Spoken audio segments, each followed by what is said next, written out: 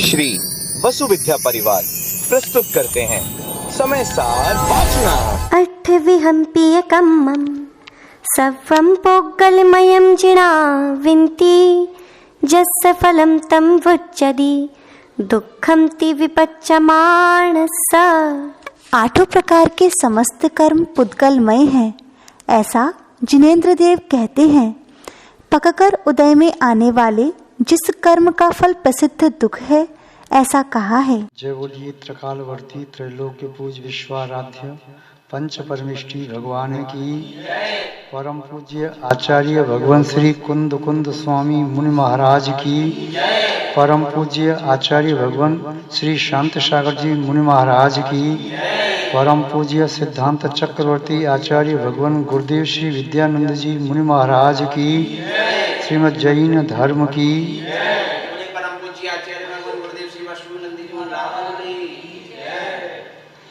जैनम जयतु शासनम विश्व कल्याणकारकम। उपस्थित धर्म स्नेही सत श्रद्धालु भव्यवर पुंडरीक पुण्यात्मा महानुभाव, आचार्य भगवान कुंद कुंद स्वामी द्वारा विरचित समयसार ग्रंथ की यहाँ वाचना चल रही है। समयसार ग्रंथ में द्वितीय अधिकार चल रहा है, अजीवाधिकार। विगत दिवस देखा था अजीव क्या है और जीव क्या है। अनेक मतावलंबी अजीव को जीव मानने लगे और जीव को भी अजीव मानने लगे। उनके समाधान के लिए, शंका निराकरण के लिए आचार्य महोदय जीवाधिकार में जीव तत्व का कथन किया, अजीवाधिकार में अजीव तत्व का कथन कर रहे हैं। जिसे अन्य मतावलंबी जीव मान रहे थे, आचार्य महोदय समझा रहे हैं वह जीव नहीं है, वह अजीव है। तो ये सब गाथा नंबर 39, 40, 41, 42, 43 देखी थी। 44 की गाथा में कहा ये देश सभ्य भावा, ये सभी भाव पुद्गलमय हैं। बहुत गलत। उसी प्रकार की व्याख्या आज 45वीं गाथा में आचार्य महोदय कर रहे हैं कि ये पुद्गल में क्या क्या है। जो कर्म है आत्मा के साथ अनादि काल से अविनाभावी रूप संबंध बना कर के अपना फल दे रहा है। एक समय के लिए भी कर्म आत्मा से सर्वथा अलग नहीं हुआ।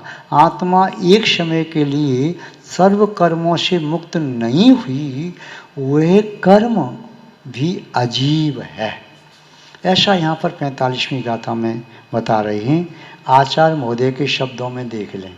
अट्टवियम्पियकम्मं शब्दं पुग्गलमयं जिणाविन्ति जस्य फलं तं वुच्यति दुःखं ति विपच्यमानस्य। अट्टवियम्पियकम्मं, 8 प्रकार के जो कर्म हैं, सब्बम वे सभी कर्म पुग्गलमयम पुद्गलमय हैं, जिणा विनती, ऐसा जिनेन्द्र भगवान कहते हैं।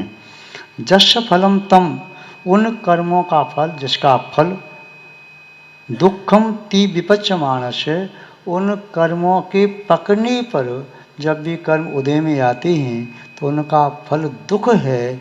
इस प्रकार से केवली भगवान ने कहा या केवली भगवान कहते हैं। महानुभाव, आचार्य महोदय ने बताया कि 8 प्रकार के कर्म अजीव हैं। इधर आप और हम जानते हैं कि 8 प्रकार के कर्म जीव के साथ ही संबंध को प्राप्त होते हैं। ये कर्म जीव को ही बांधते हैं। इन कर्मों ने किसी और को नहीं बांधा। आज तक न तो धर्म द्रव्य को बांधा, न अधर्म द्रव्य को बांधा, न आकाश द्रव्य को बांधा, न काल द्रव्य को बांधा। इतना ही नहीं, जो शुद्ध जीव हैं, शुद्ध परमेष्टि, उनको भी इन कार्यमाण वर्गणाओं ने नहीं बांधा।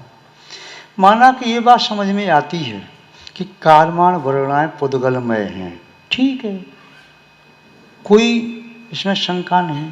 किंतु जो कार्यमाण वर्गणा जीव के राग द्वेष आदि विकारी भाव का निमित्त पाकर के कर्म रूप अवस्था को परिणत हो गई, उस कार्यमाण वर्गणा को अब पुद्गल कहें, कैसे कहें?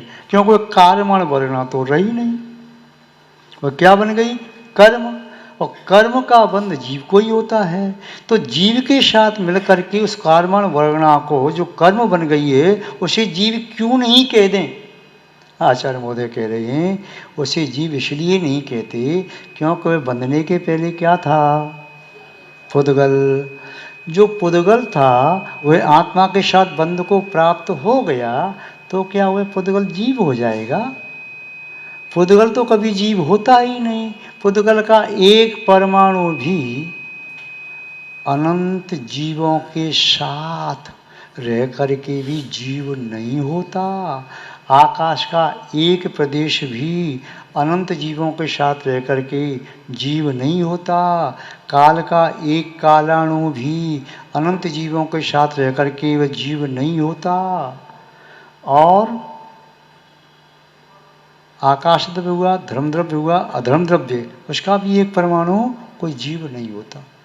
न एक जीव जो शुद्ध हैं उनके साथ मिले हुए अनंत पुद्गल परमाणु वे भी जीव नहीं होते। एक निगोदिया शरीर में अनंतानंत जीव रहते हैं। एक थोड़ा सा स्कंद है, सूक्ष्म निगोदिया शरीर, एक छोटा सा स्कंद है। उस छोटे से स्कंद में, उस छोटे से स्कंद में अनंत जीवों का वास है।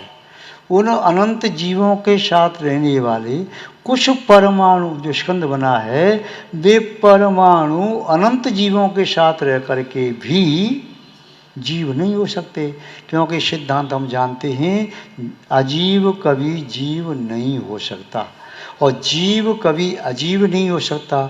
यह सिद्धांत जिसके पास है वह नहीं कह सकता कि कार्यमाण वर्गणाएं जो कर्म रूप परिणत हो गईं, जो कर्म बन गईं तो वे जीव हो गईं। ये बताओ, किसी व्यक्ति ने यदि ड्रेस पहन ली, कपड़े पहन लिए, तो कपड़े क्या आदमी हो गए? कपड़े आदमी हो गए क्या? कपड़े कपड़े हैं। यदि किसी व्यक्ति ने अपने शरीर पर तेल लगाया, तो लगा हुआ तेल क्या आदमी हो गया? या घृत लगाया वह आदमी हो गया क्या? या आभूषण कोई पहना तो आभूषण आभूषण है, वह आदमी थोड़ी हो गया। वह आदमी आदमी है। यदि पौद्गलिक शरीर पर भी किसी ने कुछ डाल दिया, माना कोई शरीर मुर्दा है, उस मुर्दे पर कफन उड़ा दिया, पुष्प आदि डाल दिए, तो क्या वह कफन आदमी का मुर्दा हो गया क्या? क्या वे पुष्प आदमी का मृत शरीर हो गया क्या?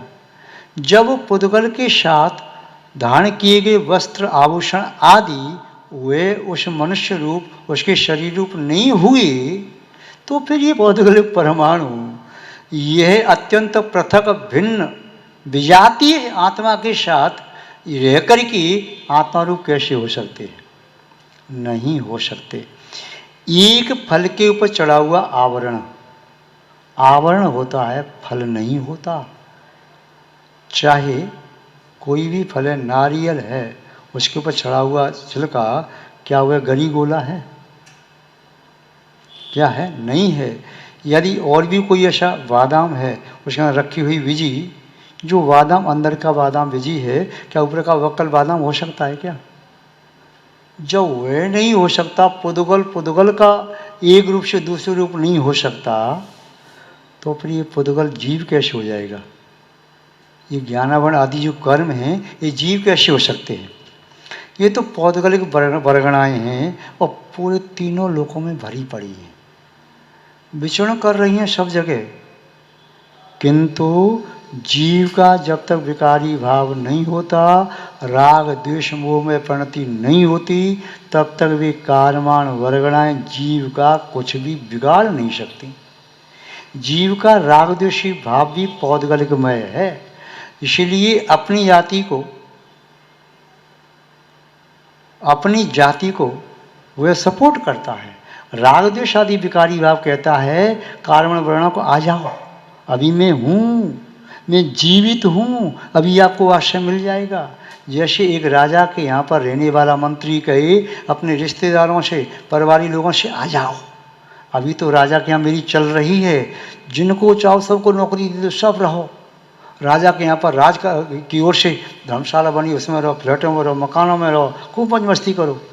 जब तक मैं महामात्र के पद पर हूँ, महामंत्री के पद पर हूँ, प्रधानमंत्री के पद पर हूँ, तब तक खूब मनमानी करो, और मैं यहाँ से हट गया तो सबका पत्ता साफ।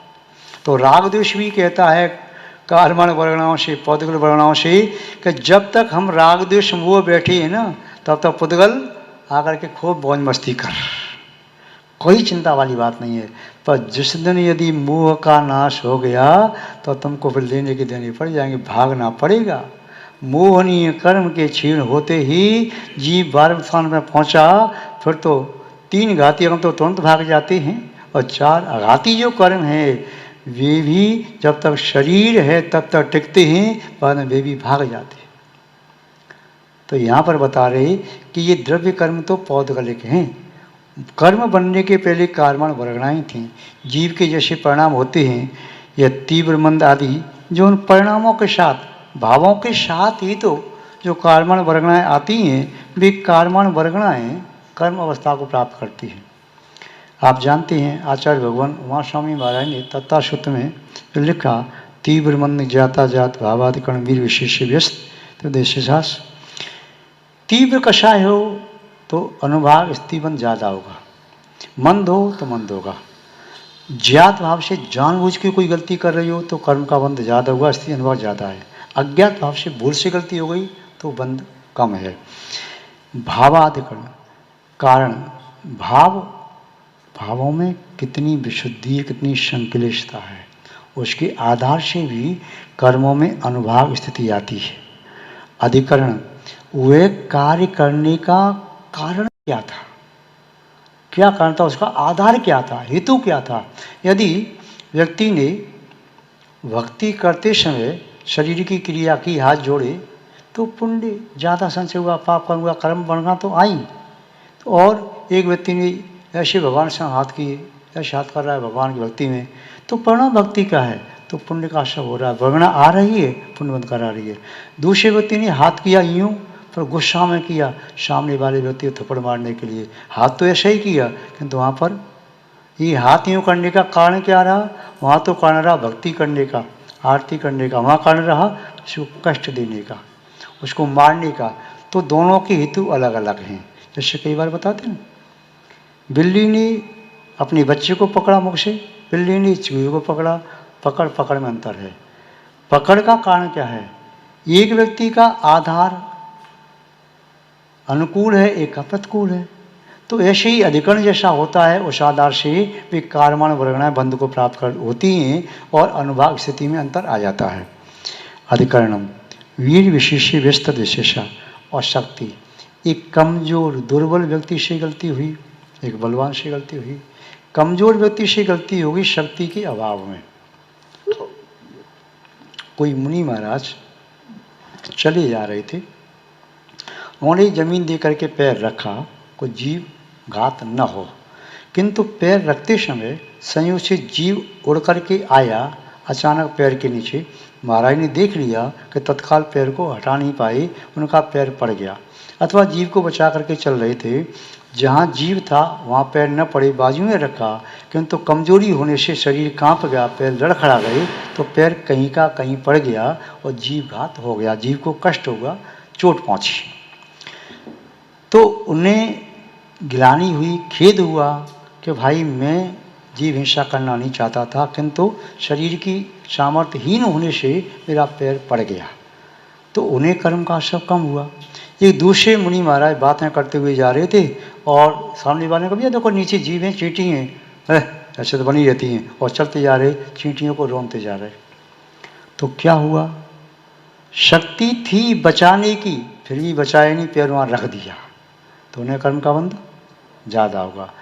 जीव मरे या न मरे, मरदुआ जीवदुआ, जीव मरे या न मरे, यदि प्रमाद है अयत्नाचार है तो लिच्छिदा हिंसा, हिंसा निश्चय से है, और प्रमाद नहीं है और जीव का घात हो भी गया तब भी वह हिंसा उतनी बलवती नहीं होती।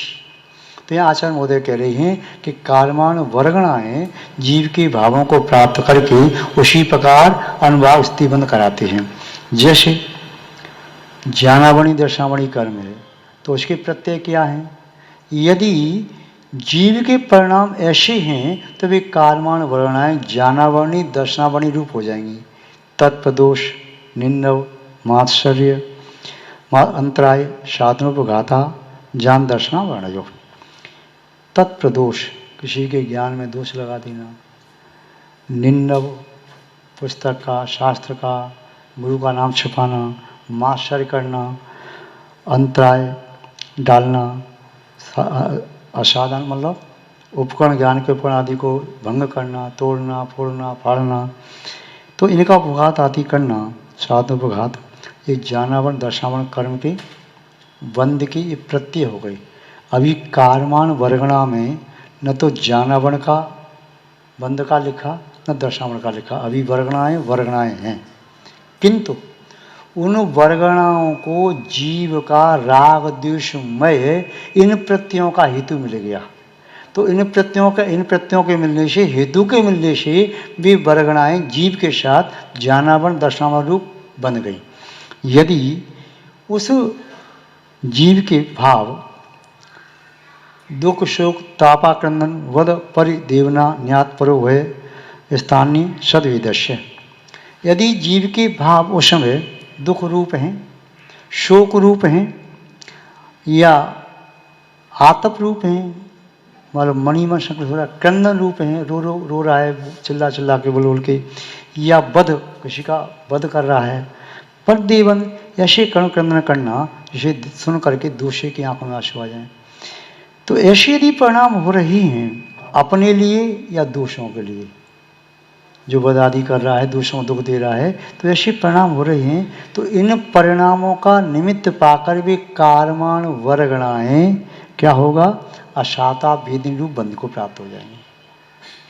कालमान वर्गणाओं को यदि जीव के भाव ऐसे मिल जाते हैं, भूत, वृत्तानुकंपा, दान, सराग, संयम आदि योग, शांति, शौचमति, सद्वेदस्य, यदि प्राणी मात्र के प्रति दया का भाव, वृत्तिजनों के प्रति करुणा दया का भाव, सत्पात्रों को दान देने का भाव, सराग संयम, छठवें स्थान का संयम, सराग संयम आदि, और शांति, और योग में अवक्रता, सरलता, सहजता, मन वचन काय में संयम का भाव है।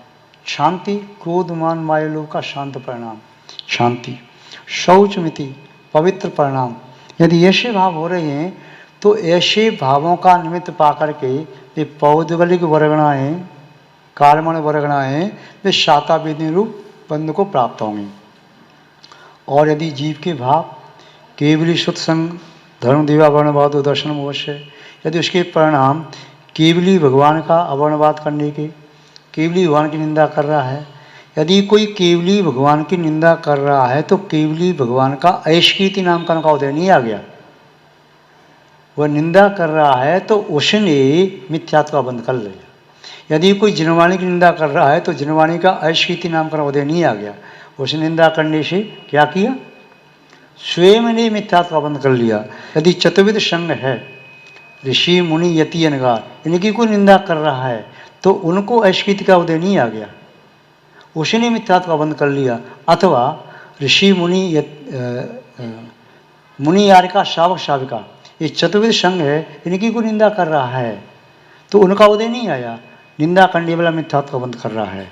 किंतु यदि कोई व्यक्ति पहले को स्थान में, दूसरे में, तीसरे में और चौथे में, तो यहाँ तक अपयश कीर्ति नाम का उदय हो सकता है, कीर्ति नाम का उदय हो सकता है। किंतु ये केवली का वर्णवाद, शुद्ध का वर्णवाद, चार प्रकार के संघ का वर्णवाद, धर्म का वर्णवाद कर रहा है। अरे ऐसा धर्म है, ऐसा कोई धर्म होता है क्या? इतना त्याग कर दिया, रात में ना खाओ, ये कोई धर्म होता है क्या? जमी के अंदर ना खाओ, ये कोई धर्म होता है क्या? उपवास करो, कोई धर्म होता है क्या? शीलवत का पालन कोई धर्म होता है क्या? ऐसे ऐसे धर्म बता दिया, तो ये धर्म की निंदा कर रहा है, तो उसे धर्म का कोई प्रभाव नहीं पड़ेगा। निंदा करने वाले को मिथ्यात्व का बंध होगा। देवा वर्णवादो, देववती के देवों का वर्णवाद किया। देव ऐसे होते हैं, शायद शराब पीते होंगे, देव ऐसा करते होंगे, वैसा करते होंगे, ये अनर्गल प्रलाप कर रहा है देवों के बारे में। तो ये क्या है, मिथ्यात्व से बंद कर लिया। तो ये ऐसे परिणाम यदि हो रहे हो जीव के, तो वे कारमान वर्गणाएं जीव के भावों का निमित्त पा करके, जीव के भावों का निमित्त पा करके, जीव का निमित्त नहीं, जीव का निमित्त तो उन वर्गणाओं को सिद्ध जीवों का भी मिल रहा है, किंतु सिद्ध जीवों को भाव नहीं है। वो जीव के ऐसे भावों का निमित्त पा करके वे कारमान वर्गणाएं दर्शन मोहरूप अर्थात मिथ्यात्व बंध को प्राप्त हो जाती है। यदि जीव के भाव कषायोदयाति परिणाम शार्तम अवश्य, कषाय की तीव्रता है, कषायोदया तीव्र, कषाय की के उदय से तीव्र परिणाम हो रहे हैं, किसी को मारने के, वध करने के, मारने के, काटने के, हिंसा करने के, या किसी के प्रति तीव्र क्रोध आ रहा है, अहंकार के, किसी का अपमान करना चाहता है, मायाचार्य से किसी को नष्ट करना चाहता है, या लोभ की प्रवृत्ति उसको लूटना चाहता है, तीव्र कषाय बन रही है। कषाय की तीव्रता से परिणामों में संकलितता आ रही है, तो उसे चार्ट मोहनी कर्म का बंध होता है। ऐसे परिणाम हो रहे हैं तो चार्ट मोहनी कर्म का बंद हो जाएगा, जिससे जीव आगे संयम नहीं ले पाएगा, देशव्रति भी नहीं बन पाएगा, बन गया तो निर्दोष पालन नहीं कर पाएगा। जिसकी कषाय मंद होती हैं तो उनका संयम निर्दोष पालन हो जाता है, और जिसकी कषाय तीव्र उदय में आती हैं तो संयम ले नहीं पाता, लेगा तो चित्त हो जाएगा, चित्त नहीं हुआ तो निरंतर उसमें दोष लगाता रहेगा। तो ऐसे परिणाम हुए जीव के। तो इस प्रकार कर्मण परिणाएं कर्म रूप अवस्था को प्राप्त होती है। बहुआरम परिग्रहतम नारकस्या विषय, यदि किसी जीव के परिणाम बहुत आरंभ परिग्रह के हैं तो ऐसे परिणामों का निमित्त पा करके वही कर्मण वर्णाएं नरक आयु रूप उस जीव के लिए बंध को प्राप्त हो जाएंगे। यदि उसी जीव के परिणाम माया तैरी गुण से मायाचारी के परिणाम हैं और वे वर्गणाएं हैं, तो और आयु बंध का अपस्पर्श काल आया तो त्रंचायु को बंद कर लेगा, वही त्रंचायु रूप परिणत हो जाएंगे भी पौधगली परमाणु जो कार्बन वर्गणाएं हैं। अल्पारम परिग्रह मानुषा, यदि इसके परिणाम शांत परिणाम है, आयु बंध का अपकर्ष काल आया तो अल्प आरंभ अल्प परिग्रह के परिणाम है, शांत परिणाम है, या शुभाम मार्दम से ऐसे परिणाम है, बड़े विनम्र परिणाम है, तो वह मनुष्य आयु का बंद कर लेगा। उन परिणामों का निमित्त पा करके वे पौधगलिक कार्मान वर्गणाएं उस मनुष्य आयु रूप बंध को प्राप्त हो जाएंगे। योग वक्रता विषमवादम चाशवश नाम ने, यदि युगों की वक्रता है, विषमवाद साधर्मी से विषमवाद कर रहे तो अशुभ नाम कर्म का बंध होगा। यदि युगों की प्रवृत्ति असदरूप हो रही है, मनोयोग की, वचन योग की, काय योग की, तो अशुभ नाम कर्म आगे ऐसे कर्म का बंद हो जाएगा। उस नाम कर्म के उदय से शरीर विकलांग मिलेगा, टीड़ा मिलेगा, तिरछा मिलेगा, ठीक नहीं मिलेगा, संस्थान ठीक नहीं मिलेगा, सेनन ठीक नहीं मिलेगा, और शरीर अच्छा सुंदर नहीं होगा, मनोज्ञ नहीं होगा, सुभग नहीं होगा, अच्छा शरीर नहीं मिलेगा, तो ये अशुभ नाम कर्म का बंध। और यदि उसके परिणाम इससे विपरीत हैं, योगों की सरलता है, किसी के साथ में से संवाद करता है, परिणाम अच्छी रखता है, तो तद विपरीतम शुभस्य है, तो शुभ नाम कर्म का बंद हो जाएगा। वे कार्माण वर्गणाएं इन भावों को निमित्त बना करके ही कर्म अवस्था को प्राप्त होती हैं।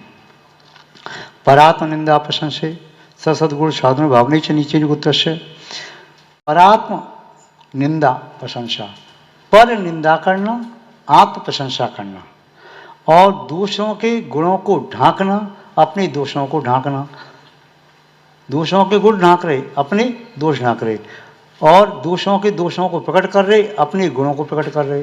तो ऐसी यदि प्रवृत्ति है, ऐसे परिणाम हो रही हैं, तो वे कार्मान वर्गणाएं उस आत्मा के साथ नीच गोत्र के रूप में बंध को प्राप्त हो जाएंगे। और यदि तद विपर्यो नीचे नुत्से कुछ चौतर से ऐसी विपरीत प्रवृत्ति है, आत्मा की निंदा करना, दोषों की प्रशंसा करना, दोषों के गुणों को प्रकट करना, अपने दोषों को प्रकट करना, विनम्र वृत्ति, नीचे वृत्ति माने विनम्र वृत्ति, विनयशील प्रवृत्ति है, तो वह उच्च गोत्र को प्राप्त करता है। यदि जीव के परिणाम किसी कार्य में विघ्न डालने के हो रहे हैं, किसी कार्य में विघ्न डाल दिया, पूजा पाठ कर रहा था, श्राद्ध कर रहा था, दान दे रहा था, कोई भी अच्छे कार्य कर रहा था, उस दीक्षा ले रहा था, कोई भी अच्छा कार्य कर उसमें विघ्न डाल दिया तो अंतराय कर्म का बंध हो गया।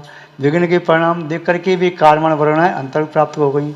यदि वे दर्शन शुद्धि आदि भावना भारा है और उस समय जो कार्मण वर्ण उसके साथ हैं, तो उन भावनाओं के कारण उसके भावों में जो निर्मलता आई है, उन भावों की निर्मलता का निमित्त पा करके भी वर्गणाएं तीर्थम प्रतिरूप बंधु को प्राप्त हो जाएंगी। तो ये कार्मण वर्गणाएं तो आप सब जानते हैं, ये क्या हैं? पुद्गल हैं। ये क्या हैं? पुद्गल हैं। किंतु पूजा में आप पढ़ते हैं, कार्मण वर्गणाएं मिलकर भवन में भ्रमण कराती हैं। जो शरण तुम्हारी रहते हैं वे उनके पास न आती हैं। भगवान जो आपके पास रहते हैं वे कार्मण वर्गणाएं उस योगी के लिए बंध को प्राप्त नहीं होती। कदाचित बंध थोड़ा बहुत हो, किंतु उससे ज़्यादा निर्जरा हो जाती है। तो आचार्य भगवान कुंदकोण स्वामी जी ने इस गाथा में 45वीं गाथा में ही कहा, अष्टव्यम्प्य कम्मम, जो 8 प्रकार के कर्म हैं, उन 8 प्रकार के कर्मों का जो जीव बंद कर रहा है, कर्म संज्ञा कब प्राप्त की? जब ये कार्मण वर्गणाएं जीव के उन भावों का प्रत्यय निमित्त पा करके कर्म को प्राप्त हुई हैं। उसके पहले भी वर्गणाएं थीं, स्वतंत्र थीं, किंतु वे रागद्वेष आदि भाव थे। वो क्यों? वे रागद्वेष भाव भी पुद्गलमय हैं, इसलिए पुद्गल ने पुद्गल को खींचा। आकर्षण शक्ति थी, चुंबक ने चुंबक को खींच लिया। यदि विकर्षण होता तो नहीं खींचते। यदि जीव के वीतरागी में परिणाम होते तो वीतराग में परिणाम होते तो कार्मण वर्गणाएं आत्मा के पास नहीं आती और आत्मा को नहीं बांध पाती, किंतु वीतराग में परिणाम न होकर के राग में परिणाम थे, द्वेष में परिणाम थे, मोह में परिणाम थे। तो ऐसे परिणाम थी, उन परिणामों का निमित्त पा करके चोर चोर मौसेरे भाई, उसने कहा भाव कर्म ने, मैं यहाँ पर आ गया, आ जाओ, मेरी सत्ता है, तुम भी आ जाओ, तुम भी जीव को सताओ, परेशान करो, मैं भी परेशान कर रहा हूँ। तो राग द्वेष का निमित्त पा करके कार्मण वर्गणाएं आई। राग द्वेष नहीं होता तो वे कार्मण वर्गणाएं जीव को बांध नहीं सकती थी। तो ये राग द्वेष भी पुद्गल है, जीव की अशुद्ध दशा है, शुद्ध दशा में नहीं होता। और कार्मण वर्गणाएं भी पुद्गल हैं। जब ये पुद्गल हैं तो कर्म बन करके भी पुद्गल ही तो रही। बाजरा है, यदि आपने चक्की से पीस लिया तो वह आटा बन गया, तो आटा गेहूं का हो जाएगा क्या? यदि गेहूं को पीस लिया तो आटा बन करके वो आटा बाजरे का हो गया क्या? चने को पीस लिया, दौल को पीस करके उसका आटा बना तो आटा बेसन कहलाएगा, वह आटा गेहूं का आटा बन जाएगा क्या? वे कार्मण वर्गणाएं जीव के साथ बंध गई तो बंध करके भी कार्मण जीव हो गई क्या? आप जानते हैं भाई, ये छोटी सी बात है, सामान्य बात है। वे पुद्गल थीं और आज भी पुद्गल हैं कर्म रूप में, और फिर निर्जीर्ण हो जाएंगी तब भी पुद्गल रहेंगी। तो आचार्य महोदय कह रहे हैं कि अष्टव्यम्प्य कम्मम, 8 प्रकार के कर्म, शब्दम पुद्गलमयम जुणावंती, जिन भगवान कहते हुए सभी पुद्गलमय हैं। जश फलम तम उच्चति, उनका फल, जिसका फल क्या है? दुखम विपच्यमानश है। जब वे कार्मण वर्गणा कर्म जब वे उदय में आते हैं, विपाक होता है, तब वे दुख देते हैं। ये कर्म, कोई भी कर्म उदय में आकर के आत्मा को, उस आत्मा का गुण नहीं दे सकते, स्वभाव नहीं दे सकते।